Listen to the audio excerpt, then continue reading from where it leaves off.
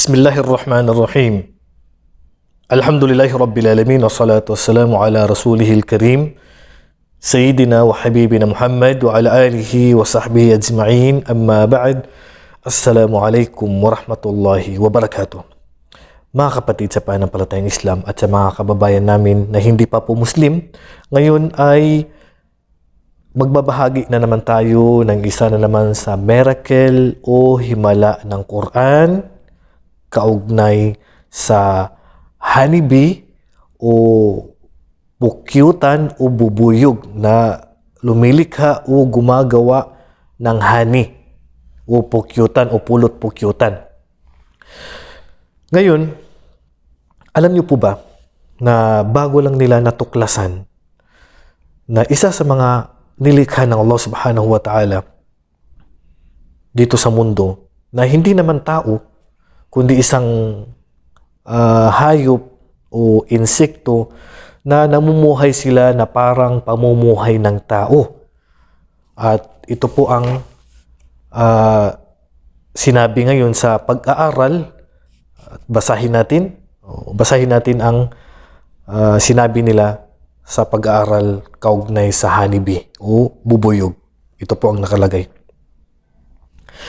Nakalagay dyan na unexpected similarity between honeybee and human social life. Subhanallah. Hindi nila inaasahan na may pagkakahalintulad ang pamumuhay ng bubuyog o pukyutan o honeybee sa ating pamumuhay, social life. Subhanallah. Ito po ang sinabi ng Allah subhanahu wa ta'ala sa Quran. وَمَا مِن دَابَّةٍ فِي الْأَرْضِ وَلَا طَائِرٍ يَطِيرُ بِجَنَاحَيْهِ إِلَّا أُمَمٌ أَمْثَالُكُمْ مَا فَرَّطْنَا فِي الْكِتَابِ مِن شَيْءٍ ثُمَّ إِلَى رَبِّهِمْ يُحْشَرُونَ. Sabi ng Allah subhanahu wa ta'ala, وَمَا مِن دَابَّةٍ فِي الْأَرْضِ, walang anuman na gumagala, naglalakad dito sa mundo, sa kalupaan, wala ta'iri yatiru bijanahayhi, at ganun din walang ibon o anumang lumilipad sa pamamagitan ng kanyang dalawang pakpak. Ibig sabihin mga hayop na ito kasi hindi naman lumilipad ng tao illa umamun, maliban yang mga nilikha ng Allah subhanahu wa ta'ala na yan, na kahit na hindi sila tao, kahit na sila ay langgam o sila ay honeybee, lumilipad sa pamagitan ng kanilang dalawang pakpak, illa umamun, maliban isa rin silang pamayanan, isa rin silang tulad ninyo, umamun amsalukum. Maliban sila ay isang pamayanan na katulad ninyo ang kanilang pamumuhay. Mayroon silang mga batas, mayroon silang pamamaraan ng mga transaksyon, mayroon silang ipinapatupad sa kanilang mga pamayanan na katulad natin. Kaya sabi ng Allah subhanahu wa ta'ala, illa umamun amthalukum. Subhanallah, katulad din natin sila. Ma farratna fil kitabi min shay, at wala kaming nakaligtaan, wala kaming nakalimutan, sabi ng Allah subhanahu wa ta'ala, sa libro ng talaan. Lahat ay nakasulat yan. Thumma ila rabbihim yuhsharun, at pagkatapos lahat yan sila, mga tao, lahat ng nakatira na may buhay sa mundo ay iipunin sila ng Allah subhanahu wa ta'ala sa kanyang harapan para sa araw ng paglilitis. So yan po ang sinabi ng Allah subhanahu wa ta'ala. So dito, ito po ang miracle ng Quran, na yung mga natuklasan ngayon sa kasalukuyan na yung mga hayop na kagaya ng insekto na honeybee, ang pamumuhay nila ay kagaya ng pamumuhay natin. Subhanallah. Alam niyo po ba mga kapatid na itong honeybee ay meron siyang sariling chapter sa Quran, number 16. At alam niyo po ba yung honeybee ayon sa pag-aaral na ang kanilang chromosome para makabuo ng mga henerasyon nila ay binubuo ng 16 na chromosome, which is tumutugma sa Suratun Nahl, dahil ang Suratun Nahl ay ika-16 na surah sa Quran. At maliban pa dito mga kapatid, ang verse o aya ng kung saan nabanggit yung Nahl sa aya, kasi isang beses lang ito nabanggit sa Quran eh. So yung isang aya, sinabi ng Allah subhanahu wa ta'ala, wa auha rabbuka ila nahli, hanggat sa dulo niya, yung verse 68 na yan sa suratul Nahl, ang bilang ng word o kalima ay 16. Subhanallah, 16 na kalima, yung kabuuan ng word sa buong aya ng 68. At maliban pa dito mga kapatid, lahat ng letra sa Arabic o huruf al-hijaiyah, kung bibilangin natin kung ilang letra ang nagamit sa buong aya na ito, na kung saan doon lamang nabanggit ang Nahl, ay 16 din. Subhanallah, 16 lahat. So ito ay mga kamangha-mangha lamang mula sa Quran. Subhanallah. At hindi ito alam ng propeta sallallahu alaihi wasallam. Mali ng propeta na ngayon pa lang hindi ito naibalita sa propeta sallallahu alaihi wasallam. Ngayon lang nabalitaan na pag-aralan na subhanallah, talagang napakaganda, pati sa mathematics tumutugma lahat. Okay. So ngayon, itong bubuyog na ito mga kapatid, o pukyutan na ito, honeybee, subhanallah, napakagaling na engineer. So, hindi sila gumamit ng bahay nila na circle, o square, o triangle, o pentagon. Bagkus ang ginamit nila ay hexagon. Binubuo yung tinatawag na sudasiya, 6 na kwadrado ang kanilang bahay. At nagsisimula sila mga kapatid sa paggawa ng kanilang bahay, magmula sa gilid tapos nagtatagpo sila sa gitna ng ang sukat ay pari-pariho. Subhanallah, nakakamangha itong nilikha ng Allah subhanahu wa ta'ala. Kaya sabi nung engineer, o isang architecture engineer, pakinggan natin ang kanyang sinabi tungkol sa paggawa o paglikha ng bahay o pugad ng honeybee. Ito po ang kanyang sinabi.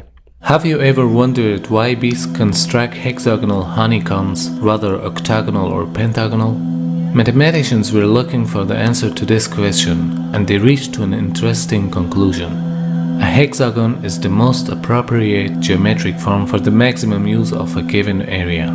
None of the other shapes fit together perfectly to provide more usable area and consume less amount of wax for construction of a comb.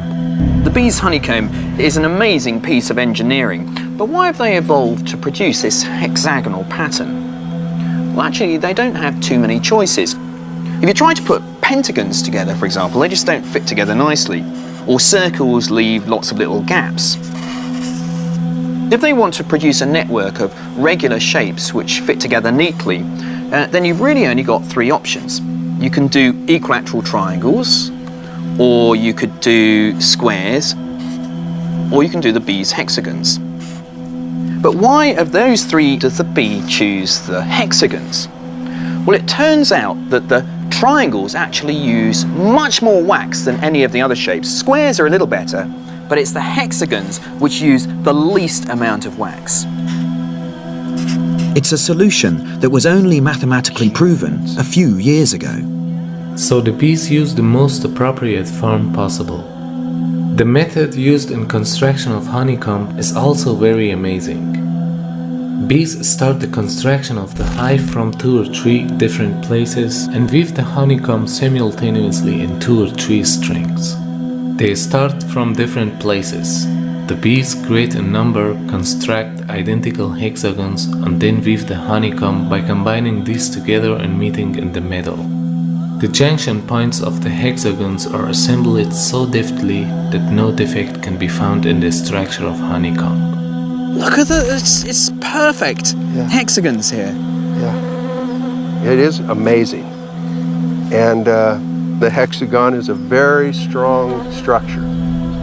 So nakita niyo po mga kapatid kung gaano kagaling. Dito sila nagsisimula sa labas, sa gilid, din nagtatagpo sila sa gitna na pari-pariho ang sukat. Subhanallah, pari-pariho ang sukat. Napakagaling na mga architecture engineer itong bubuyog na ito, napakagaling.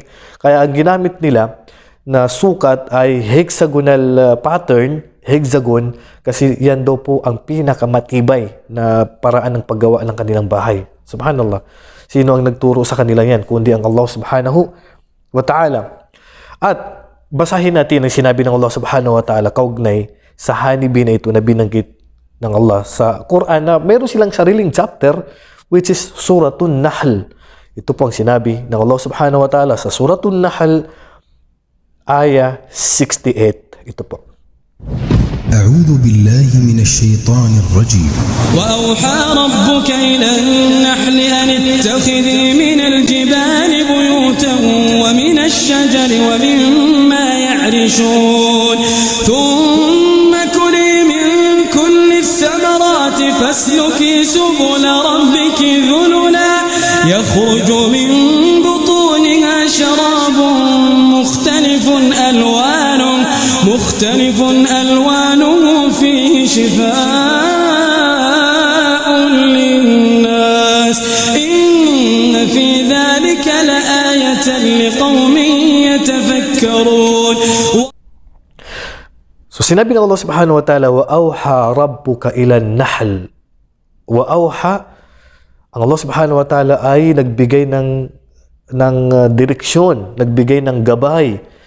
Ang iyong Panginoon ya Muhammad ay ginabayan, tinuruan ang honeybee o bubuyog na ito at sinabi sa kanya, anittakhidhi minal jibali buyuta. Sinabi ng Allah subhanahu wa ta'ala, ittakhidhi. Subhanallah mga kapatid.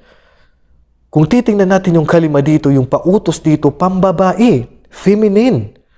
So ang inutusan ng Allah dito na gumawa ng kanyang mga bahay sa bundok at na gumawa ka ng mga bahay ninyo sa bundok wa minas shajar at sa mga gubat, gumawa kayo ng inyong mga bahay sa kabundukan at sa mga kakahuyan wa mimma ya'rishun at sa mga ginagawang building gusali ng mga tao. Ibig sabihin, pati sa mga tirahan natin, yung mga matatayog na mga bahay natin, sa mga atip natin, simento man yan, tiles man yan, pwede silang lumika doon ng kanilang bahay. Subhanallah, yan ang pinagkaloob sa kanila ng Allah subhanahu wa ta'ala. Pagkatapos dito mga kapatid, sinabi ng Allah, ittakhidhi, ibig sabihin, babae ang kinakausap ng Allah mula sa honeybee. Ay, bubuyog na ito, babae ang inutusan ng Allah. Pagkatapos dito, ang karugtong nito, sabi ng Allah subhanahu wa ta'ala, summa kuli min kulli thamarat. Pagkatapos ay kumain ka. Ang kausap ng Allah, babae, mula sa kanila. Mula sa mga bungang kahoy. Hindi lahat ng bungang kahoy kinakain nila. Ang sabi ng Allah, min kulli. Mula sa bungang kahoy. Fasluki subula rabbik. At sinabi ng Allah subhanahu wa ta'ala na sundin mo. Ang Allah subhanahu wa ta'ala ay nag-utos sa kanya na sundin ang mga kaparaanang iniatas ng iyong Panginoon para sa inyo. So mayroon silang mga dapat na sundin na yun ang itinuro sa kanya ng Allah subhanahu wa ta'ala. Thumma kuli min kulli thamarati fasluki subula rabbika dhulula yakhruju min butuniha. Pagkatapos ng kumain sa mga pananim, sa mga bungang kahoy, ay lalabas sa kanyang tiyan.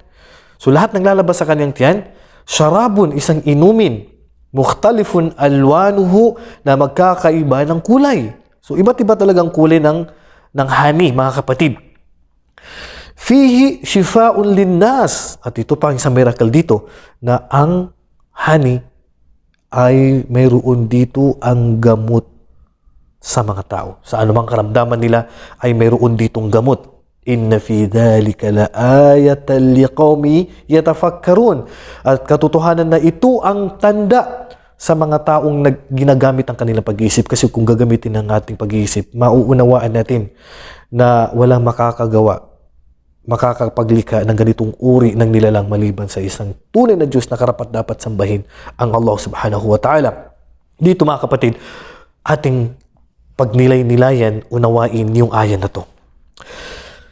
Dito, sabi ng Allah subhanahu wa ta'ala, anittakhidhi. So dito mga kapatid, intusan ng Allah ang babae mula sa kanila. Pagkatapos ang ginamit dito sa aya, kasi sa Arabic kasi, alam namin kung ano yung pambabae at panlalaki. Fasluki. Sundin mo kung anong inutos sa'yo ng Allah na dapat mong gawin. Ittakhidi, gumawa ka ng bahay mo sa mga kabundukan, sa mga kakahuyan, at sa mga gusali, o itinatayo ng mga tirahan ng mga tao. Min butuniha, lalabas sa kanyang tiyan. So, ang gumagawa lang po ng hani, mga kapatid, ay babae lang po. Sila lang po yung gumagawa ng hani. Kasi sila lang po yung nabanggit sa Quran. At ngayon lang po ito natuklasan. Huli na po natuklasan na ang bumubuo, gumagawa lang ng honey ay, o pulot pukyutan ay ang mga babae lamang ng honeybees. Subhanallah. Ngayon lang po natuklasan at binanggit na po ng Allah sa Quran. At alam niyo po ba ang honey binubuo ng tatlo? Yung bubuyog na yan, na lumilikha, gumagawa ng pulot pukyutan o honeybees o honey, ay tatlo po, binubuo sila ng tatlo. Merong lalaki, which is pinakakonting bilang sa kanila, at mayroong babae na hindi na nagkakaanak, at itong pinakamarami, at pangatlo, mayroon silang queen. Subhanallah. Alam niyo po ba na ang honey ay mayroon silang queen? Kasi ito na yung sinabi ng Allah sa Quran. Kaya sa inutusan kasi may queen. Alam niyo mga kapatid, pagka yung pong mga lalaki, ang ginagawa lang ng lalaki mga kapatid, lumilipad lang yan. At kapag ipinanganak, pag nanganak yung babaeng honeybee ng lalaki, pinapalayas niya yan o pinapatay niya. Pinapalayas niya yan o pinapatay niya. Kasi walang magawa yan eh. Ito yung mga tinatawag nilang mga lalaki na palamunin. Dito sa honeybee, mga lalaki dito walang silbi. Batugan. Subhanallah. Dito sa honeybee, dito yung mga batugan na lalaki. At ang may mga trabaho dito ay mga kababaihan at ang mga lalaki dito pinagtatabuyan. Subhanallah. Sana all, pinagtatabuyan yung mga lalaki. Masaya naman yung mga babae dito. Sa honeybee, ang katangian nila, pag lalaki, pinagtatabuyan yan. Tapos, kukunti lang sila kumanganak. Sa spring season, sa tagsibol na panahon, marami silang magkaanak at konti lang ang nabubuo na lalaki. Kasi walang halaga ang lalaki sa kanila eh. Bakit? Ang lalaki kasi wala siyang injection. Wala siyang tinatawag na yung karayom na yun yung ginagamit sa pagsipsip ng mga pagkain upang makabuo ng pulot pukyutan o ng honey. So yung lalaki yan lang talaga madalas na lumilipad. At yung mga babae naman na hindi na nagkakaanak, may mga trabaho yan sila. Pag nakabuo na yan sila, mga kapatid, sa panampalatayang Islam at mga kababayan ng bahay, yung hive, yung bahay nila, sa hexagonal pattern, sudasiya, 6 na kwadrado, pag nagawa na nila yan, gagawan nila ang queen ng sarili niyang bahay. Nakataas yan. Gagawan siya ng sarili niyang bahay yung queen. Sa bawat pugad yan, may isang queen yan. At yung queen na yan, mayroon siyang mga alagad. May mga alagad yan. May mga taga-silbi yan siya. At mayroon silang nakahiwalay na inumin na doon inilalagay, iniipon, iniimbak ang pinaka masarap na pagkain ng queen at kanyang mga alagad. At kahit saan pumunta ang queen na yan, mayroon siyang alagad. May tagabantay, may sundalo yan, may security yan. Parang tao. At yung mga marami na yan na naipon dyan sa kanyang pugad, may kanyang trabaho yan. Mayroon dyan tagalinis, mayroon dyan tagalagay ng honey.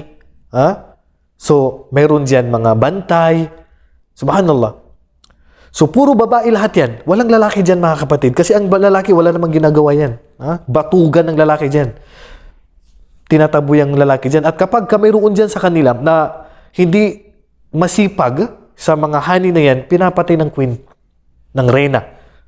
Ganyan katindi ang reyna. Pinapatay niya yung kung walang halaga dyan para hindi maapektuhan yung trabaho ng mga kasama niyang mga babae. Subhanallah. Sino ang lumikha ng ganitong paraan ng ng pamamalakad nila, pag-ahari nila, ang Allah subhanahu wa ta'ala. Subhanallah. So, dito mga kapatid, itong queen nila, ay siya yung talagang nanganganak talaga dito ng marami. Hanggang 15,000 o 1,500 to 2,000 na itlog yan ang nabubuo niya. At kapag magkikipagtalik yan sa lalaki ng bubuyog o honeybee, hindi yan sa loob ng kanyang tirahan.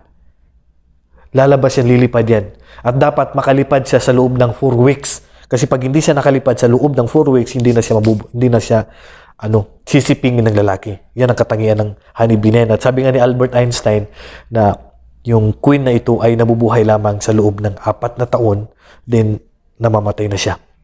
At kapag mayroong umatake sa kanila at kinuha ang kanilang bahay, lalaban yan sila. Hindi nila, ipagtatanggol nila ang kanilang bahay. Parang tao. Ipagtatanggol nila ang kanilang queen at hindi nila iniiwanan ang kanilang reyna. Subhanallah, ganyan ang katangian ng honey na ito na nilikha ng Allah subhanahu wa ta'ala. At panoorin natin itong video na ito na isang Amerikano, tinakita niya kung paano iniligtas ng kanyang kapwa na alagad o security ang queen na halos mamatay na. Kung titingnan natin mga kapatid, ito po yung reyna na pinalagay ng lalaki na halos mamatay na. So nilapitan siya ng kanyang mga security, ng kanyang tagapaglingkod, at pinagsusumikapan na siya ay buhayin. Ganyan ang buhay ng bubuyog na ito o honeybee na ito mga kapatid. So iniikot-ikutan niya, pinagsusumikapan niya na mabuhay ang kanilang reyna, nang sa ganun ay madala na doon sa kanilang pugad. Dahil yan ang nag-uutos sa kanila, nagmamanid sa kanila, nag-aarin sa kanila sa kanilang pag-ipon ng honey doon sa kanilang pugad. Kaya pinagsusumikapan niya kung paano niya mabubuhay ang kanilang reyna. Subhanallah. Dahil sa honeybees, ang naghahari ay ang babae at hindi po ang lalaki. So, ganyan po mga kapatid. Kaya ang ginagawa niya, iniikot-ikutan niya hanggat sa umalis yung umiikot sa kanya upang tumawag ng kanyang mga makakasama. Yan. Subhanallah, ganyan nila paglingkuran. Ganyan nila paglingkuran itong kanilang reyna. Subhanallah, parang tao. Hindi nila iniiwan ang kanilang reyna. Subhanallah, sana all, sabi nga nila, walang iwanan. So ganyan mga kapatid. At hindi nila tinigilan hanggat sa hindi nila nakita o hindi nila makikita ang kanilang reyna na buhay. So ito yung kanyang mga kanang kamay na nagbabantay sa kanya, kanyang alagad na hindi umiiwan sa kanya. So ginagawa nila lahat upang mabuhay lamang ang kanilang reyna. Subhanallah, obserbahan ninyo mga kapatid. Obserbahan natin kung paano nila ibabalik ang sigla ng katawan na halos mamatay na kanilang reyna. Yan po mga kapatid. Akala mo talaga mga tao. So reyna nila mga kapatid, mapapansin niyo siya yung pinakamalaki sa kanila. At nandito na mga kapatid, kung mapapansin natin, so yan po, naglakad na po yung kanilang reyna. Yun, bumalik ang kanyang sigla.